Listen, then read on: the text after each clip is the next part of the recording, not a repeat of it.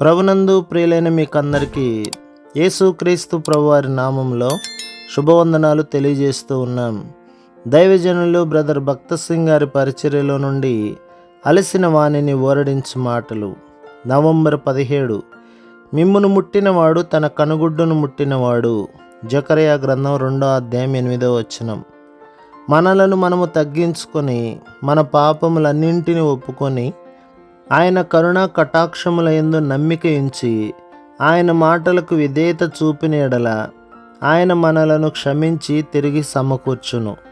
దేవుని ప్రజలు యెరూషలేము వెళ్ళుచున్నప్పుడు ఏ విధముగా నూతన ఆనందము వారి హృదయములలోనికి వచ్చి వారు పైకి వెళ్ళిన కొలది ఆ ఆనందం మరింతగా ఎక్కువగుచూ వచ్చెనో, అదే విధముగా మనము ప్రతి శోధనను శ్రమను జయించుకొలది మన ఆనందము కూడా వృద్ధి అగుచుండును.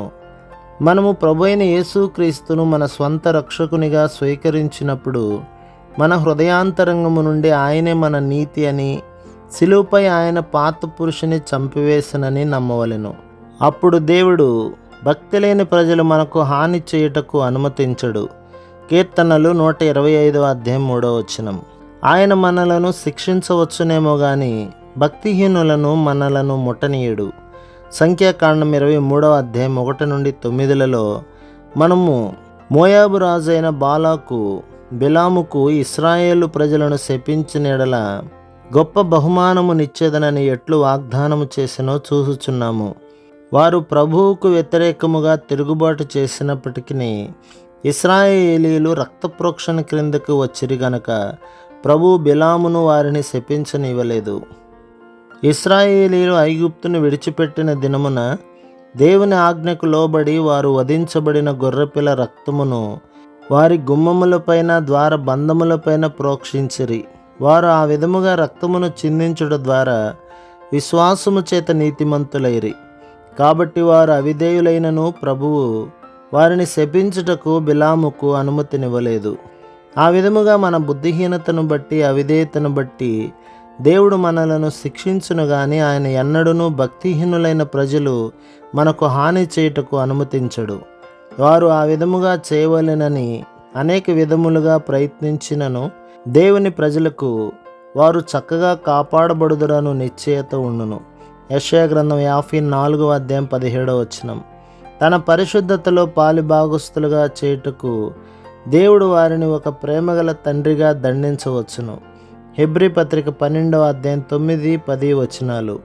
భక్తిహీనులైతే మనకు వ్యతిరేకముగా తమ ద్వేషము శత్రుత్వము ద్వారా మనకు హాని చేయవలెనని ప్రయత్నించుదురు. దేవుని నీతిని మన నీతిగా అన్వయించుకొనవలెను. అదే సమయంలో ప్రభువైన యేసు తన ప్రశస్త రక్తముతో మనలను శుద్ధి చేసినందుకు కృతజ్ఞత చెల్లించి, ప్రభువా, మేము నీ ఎడల విఫలులమైనను నిన్ను దుఃఖపెట్టినను మేము నీ ప్రజలమేనని చెప్పుము. మా పాపములను మేము ఒప్పుకొనుచున్నాము. నీవే మమ్ములను శిక్షించుము, కానీ భక్తిహీనులు శిక్షించున్నట్లు అనుమతినివ్వకుమని వేడుకుందుము. దేవుని చేతికి మనలను అప్పగించుకొనుటలోనే మన భద్రత ఉన్నది. దావీదు ఇదే చేసెను. సమూయేలు 2వ గ్రంథం 24వ అధ్యాయం 14వ వచనం. దావీదు ఇట్లు చెప్పెను, యెహోవా బహువాత్సల్యత గలవాడు గనక మనుషుని చేతిలో పడకుండా యెహోవా చేతిలోనే పడుదుముగాక అని గాదుతో అనెను. దేవుని స్వంత నీతితో మనము నీతిమంతులమైనప్పుడు దేవునిచే విమోచించబడిన ప్రజలముగా అది మనకెంత గొప్ప ధన్యత. యెహోవా యందు నమ్మిక ఉంచువారు కదలక నిత్యము నిలుచు సియోను కొండవలేనుందురు. కీర్తనలు 125వ అధ్యాయం 1వ వచనం. ప్రభు మిమ్మును మీ కుటుంబమును మీ సంఘమును దీవించి ఆశీర్వదించునుగాక. ఆమెన్.